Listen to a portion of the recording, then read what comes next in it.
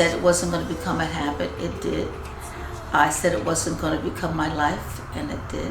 When the sport was young and new, everyone knew each other. There was love, there was welcoming, because you were just in the sport. It didn't matter who you were, where you were, how old you were in the sport. That part of the sport, as it's grown, is not as personal as it was then. That thing that we were all doing something new and exciting and all of us were together, that camaraderie is not there anymore. But the love for the sport and how people stay in the sport for such a long time because they love it, that's still there. My brother asked me one day, he said, would you like to come to Real Gym? And I said, Real Gym? And he says, yeah, come on. So I went with him to a gym in Brooklyn. After, going to the gym a couple times with my brother and people looking at me and thought that I had the ability to be in the sport and asked me if I wanted to be in a bodybuilding show. Well, my answer was, what is a bodybuilding show? I have no idea, I've never seen one.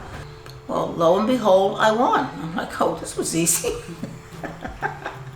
And that was the hook, I did it. I won. They gave me a trophy with the lady that was in a cap and gown. They didn't even have bodybuilding trophies. They gave me a graduation trophy. And that was the beginning of me becoming a bodybuilder. I'm a mesomorph. I'm short and muscular. I am a mesomorph, so that's easy to develop muscle and strength. So that's a plus for me. And I said the other plus was that I had been athletic, even though it was a different sport. So there was still good muscle tone and strength. So that was a good thing for me. Each category has its own definitive descriptions of what they want you to do.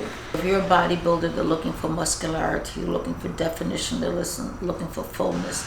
If you're in bikini, they're not looking for you to be bulky, they're looking for you to be lean, sleek, and sort of like sexy, boobs and busts, Being a female bodybuilder, black female, but it wasn't a problem to me specifically.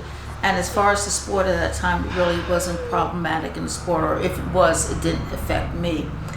The difference for me was the fact that I was 40 years old. That was unheard of. I didn't think it was any big deal. I came from a family that were very active, pretty well lifespan, so being 40 and being involved in sports wasn't strange to me. However, it was strange to a lot of other people. And the fact that I stayed in the sport, became very competitive, became a local champion, national champion, and turned into being a pro bodybuilder was absolutely amazing. Ivy Wood was my mother, and she ran track and field for the New York AAU club. And she ran the 60, the 100, and the relay also.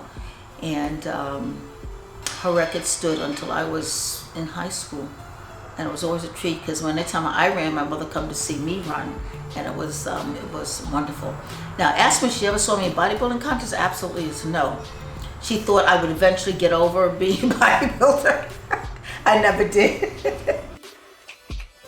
I think with me, I knew I was never, and I may have said this before, going to be an Olympia competitor, but I knew I could be competitive. As I grew older, and as I said, I started competing at 40, and now I'm 50, now I'm 60, now it's come to a point in time where it's time to hang up the trunks. Let's be honest, it's time to hang them up.